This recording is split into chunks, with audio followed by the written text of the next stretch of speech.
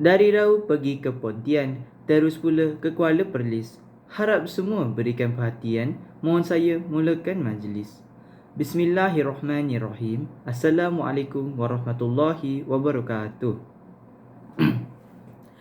Setinggi-tinggi kesyukuran dipanjatkan kehadrat ilahi kerana dengan limpah kurnianya dapat kita bersama-sama mendengar forum pada hari ini yang bertajuk Takaful dan Insurans. Satu penjelasan bersama saya sebagai moderator, Muhammad Marwan bin Muhammad Asihin. Sebelum saya memperkenalkan ahli-ahli panel kita pada hari ini, izinkan saya menyelitkan beberapa perkara berkenaan tajuk forum kita pada hari ini. Seringkali kita lihat di kaca televisyen dan surat khabar berkenaan perbankan dan insurans. Hal ini kerana perbankan dan insurans merupakan dua kumpulan industri yang memainkan peranan penting dalam pembangunan ekonomi dan negara. Tanpa penglibatan yang mantap daripada keduanya, kegiatan perniagaan dan perdagangan dunia akan terjejas. Namun begitu, kegiatan insurans adalah dilarang sama sekali di dalam Islam.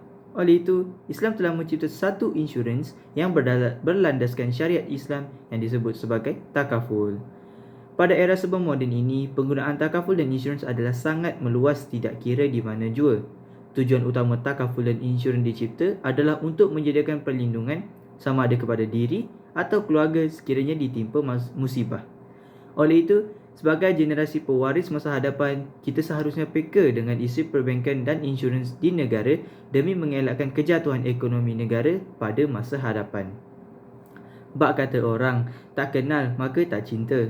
Oleh itu, izinkan saya pula untuk memperkenalkan panel-panel forum kita yang hadir untuk menjawab segala perbalahan berkenaan insurans dan takaful. Ahli panel kita yang pertama tampak malu namun petah berbicara memperkenalkan saudari Nur Fakihah.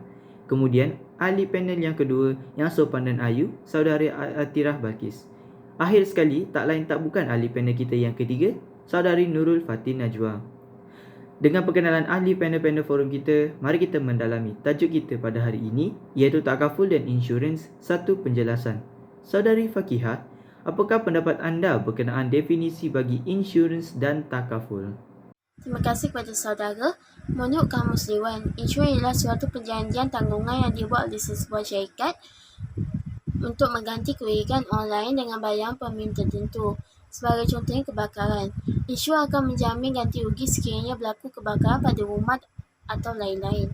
Selain itu, insurans nyawa ialah insurans yang akan menjamin ganti rugi sekiranya individu yang terlibat meninggal dunia.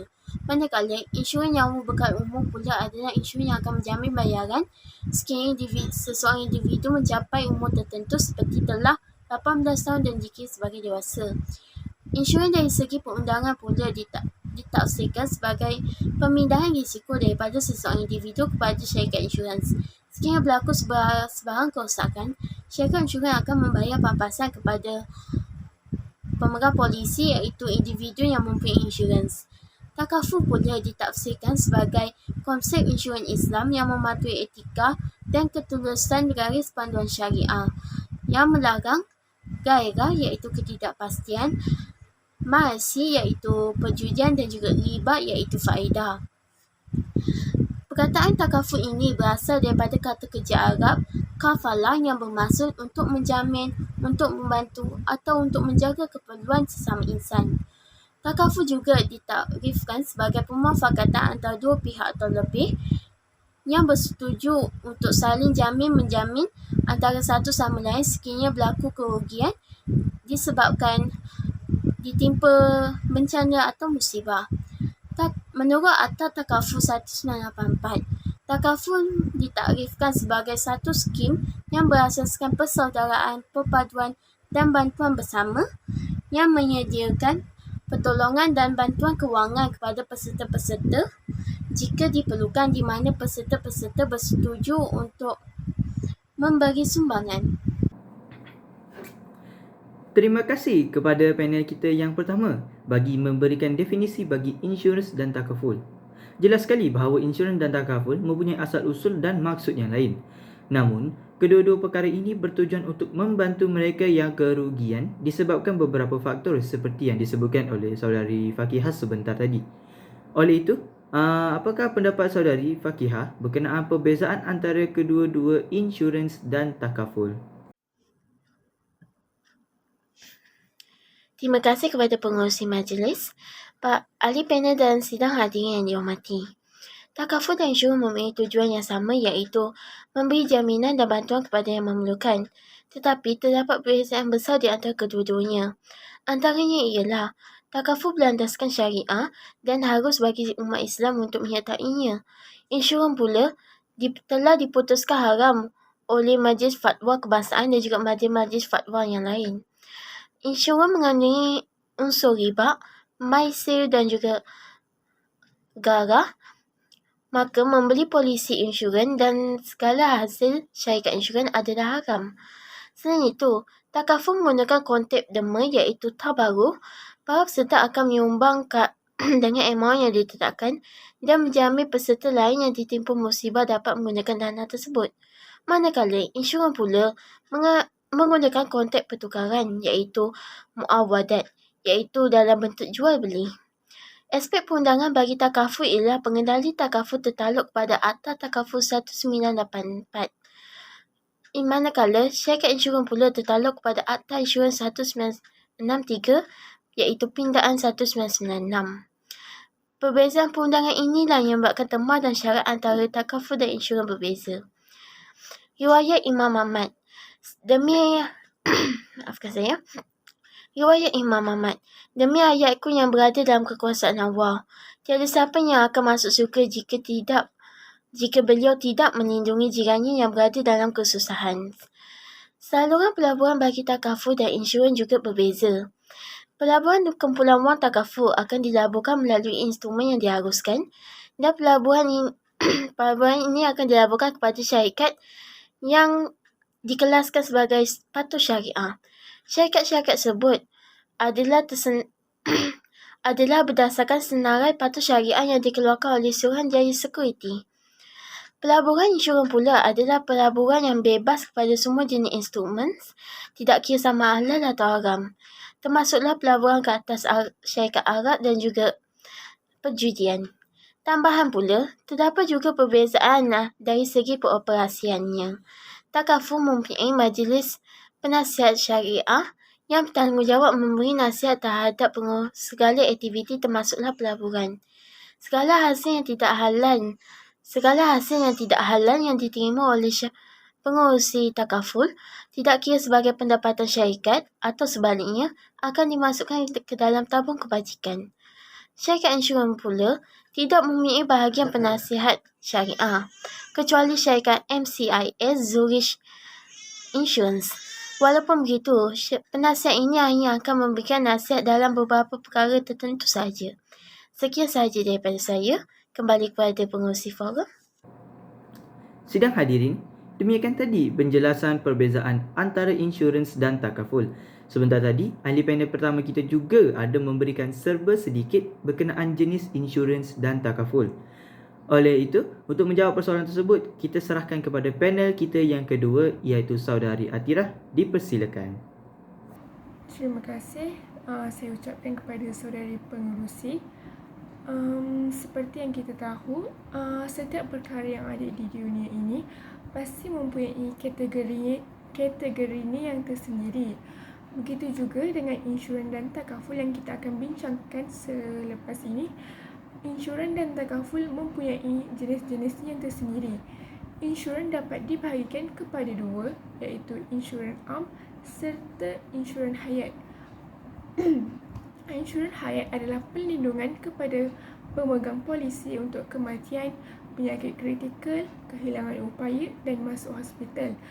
Tempoh bagi pemegang insurans hayat ini adalah lebih daripada setahun dan ianya mempunyai pilihan untuk bayaran premium. Terdapat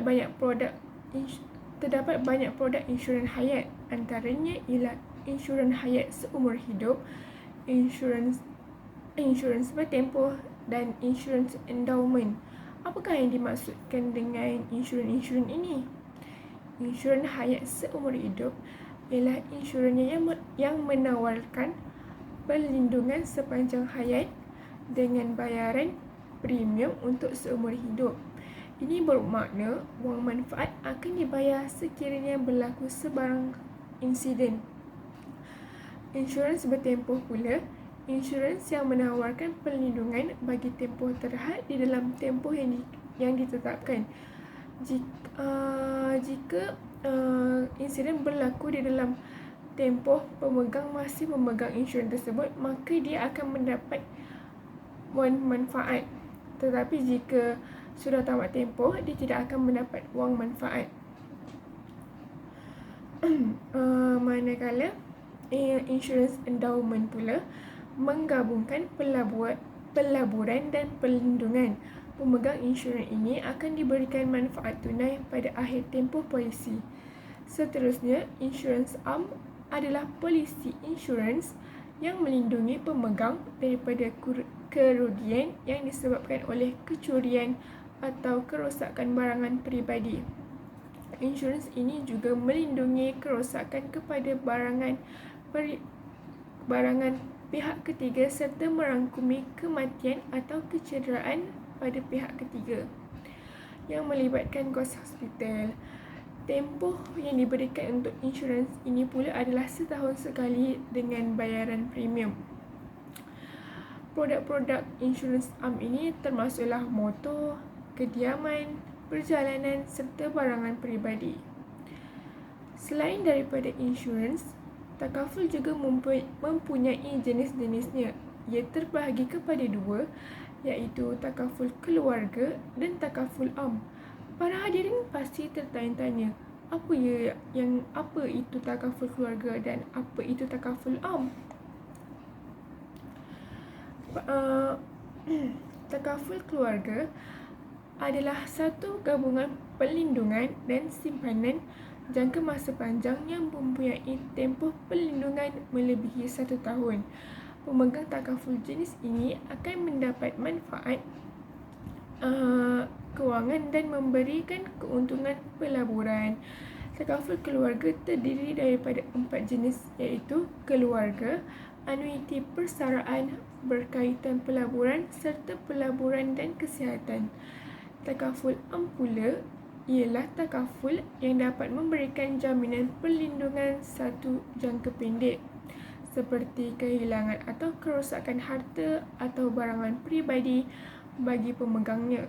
Terdapat 3 jenis takaful am yang dapat kita lihat pada hari ini, iaitu takaful rumah, takaful motor dan takaful kemalangan diri. Itu sahaja hujah daripada saya. Saya serahkan kembali kepada moderator. Alhamdulillah, terima kasih atas penjelasan panjang lebar yang diberikan oleh saudari Atirah berkenaan jenis-jenis insurans dan takaful. Sudah terang lagi bersuluh bahawa insurans dan takaful mempunyai jenis-jenis yang berbeza untuk keperluan masyarakat pada hari ini. Namun, adakah kehadiran insurans dan takaful mampu menarik perhatian masyarakat sejagat? Oleh itu, dipersilakan ahli panel kita yang ketiga, iaitu saudari Fatin, untuk memberi sedikit penjelasan berkenaan kepentingan insurans dan takaful. Bismillahirrahmanirrahim. Terima kasih saya ucapkan kepada moderator dan panel-panel yang dikasihi sekalian kerana memberikan saya peluang ini untuk menyuarakan tentang kepentingan takaful dan insurans. Sebagaimana yang kita tahu bahawa takaful dan insurans mempunyai perbezaan yang agak ketara, namun begitu masih terdapat kepentingan antara kedua-duanya. Dalam kehidupan ini, semua orang akan berhadapan dengan risiko sama ada kematian, ketidakupayaan dan penyakit. Persoalannya, bila dan bagaimana ia akan berlaku. Kejadian-kejadian ini boleh berlaku tidak kira masa maupun tempat, tidak kira betapa berhati-hatinya kita dalam melakukan sesuatu perkara, kita tidak boleh mengawal bila dan bagaimana ia akan berlaku. Oleh itu, perlindungan takaful dan insurans dapat menyiapkan diri kita dari segi kewangan apabila diuji dengan kejadian yang tidak diingini. Dengan adanya takaful dan insurans, wang pampasan akan diberikan dan apabila berlakunya kematian, sekurang-kurangnya ada pampasan untuk keluarga kita menjalani kehidupan seperti biasa. Allah Subhanahu Wa Taala telah berfirman dalam surah Al-Baqarah ayat ke-155 yang bermaksud, dan sesungguhnya akan kami berikan ujian kepadamu dengan sedikit ketakutan, kelaparan, kekurangan harta jiwa dan buah-buahan. Dan berikanlah kepada orang yang bersabar. Ayat ini telah jelas menunjukkan bahawa Allah Subhanahu Wa Taala sentiasa menyarankan umat Islam untuk memikirkan tentang masa hadapan dan sentiasa bersedia menghadapi risiko yang akan datang. Selain itu, sebelum wujudnya sistem takaful yang mematuhi syariah, skim insurans banyak dikuasai oleh produk-produk insurans konvensional yang ternyata mempunyai unsur-unsur yang haram seperti riba, gharar dan maisir. Kewujudan takaful memberikan alternatif kepada umat Islam untuk mendapatkan perlindungan yang sewajarnya untuk masa hadapan tanpa melanggar syariat Islam. Malangnya, walaupun sudah bertahun-tahun skim-skim takaful wujud, kadar langganannya masih rendah berbanding daripada skim insurans konvensional. Bahkan masih lagi ada segelintir umat Islam sendiri yang mempunyai pandangan skeptikal serta merendah-rendahkan produk-produk takaful. Mereka bahkan bukan saja tidak menyokong, malah memburuk-burukkan lagi. Oleh itu, di sinilah peranan kita sebagai seorang umat Islam untuk menunjukkan dukungan kita terhadap sistem ekonomi berteraskan Islam sebagai tanda kita memperjuangkan agama Islam dalam konteks ekonomi. Justru, bertukarlah daripada insurans konvensional kepada sistem takaful. Terima kasih diucapkan kepada ahli-ahli panel kita yang sudi memberikan penerangan berkenaan isu ini. Diharapkan agar hadirin pada hari ini sedikit sebanyak dapat memahami lebih lanjut berkenaan insurans dan takaful. Kesimpulannya, kewujudan takaful dan insurans merupakan salah sektor yang menyumbang kepada perkembangan ekonomi negara selain menjadi jaminan kepada peserta untuk mendapat pampasan dan bantuan ketika ditimpa musibah dan malapetaka. Walaupun insurans dan takaful kelihatan seakan-akan sama, namun terdapat perbezaan yang besar di antara mereka sama ada dari segi konsep, amalan dan pelaburan yang dijalankan oleh kedua-dua syarikat yang menawarkan insurans dan takaful. Adalah amat penting bagi umat Islam untuk mengenal pasti dan memahami perbezaan dengan jelas agar tidak terjebak dalam insurans konvensional yang telah dikuatkuasakan sebagai haram kerana mengandungi unsur-unsur gharar, perjudian dan riba. Oleh itu adalah penting juga untuk kita umat Islam untuk mempelajari ilmu takaful dan insurans supaya tidak terlibat dengan perkara yang bercanggah dengan syariah Islam. Penyertaan untuk umat Islam mengambil takaful sebagai persediaan di hari mendatang adalah diharuskan di dalam Islam. Tuailah padi antara masak, esok jangan layu-layuan. Intailah kami antara nampak, esok jangan rindu-rinduan. Salam hormat sehingga kita bertemu lagi. Wabillahi taufiq wal hidayah. Assalamualaikum warahmatullahi wabarakatuh. Selamat sejahtera.